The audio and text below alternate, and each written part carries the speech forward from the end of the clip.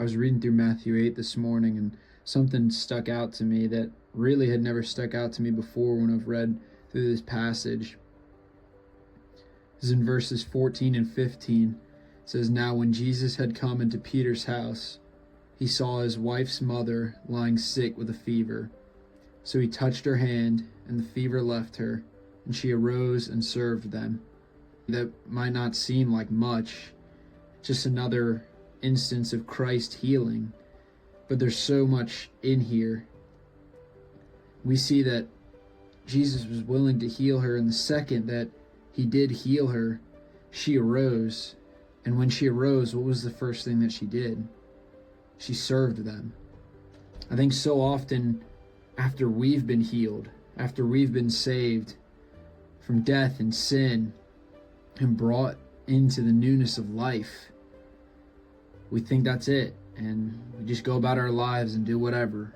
And so often it's almost a burden for us to serve. We get angry when people ask us to serve. We build up tension in our heart when we're asked to do something for someone.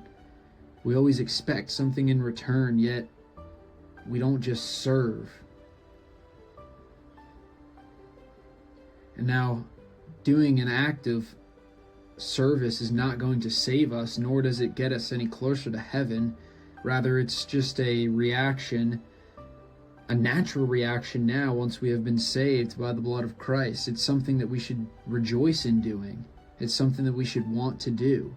And it's amazing that when Peter's mother-in-law was healed, the first thing that she did was arose and served them. Even Jesus in Matthew 20, verse 28 says, "Just as the Son of Man did not come to be served, but to serve, and to give his life a ransom for many." Even the God of this universe, the one who created everything, who is currently sustaining everything, came to serve. He humbled himself and took on flesh and served in the greatest way possible. Therefore, if Christ served others and served all those around him, why do we so often run? Why do we hesitate to serve? Why do we make it a burden when it should be a joy?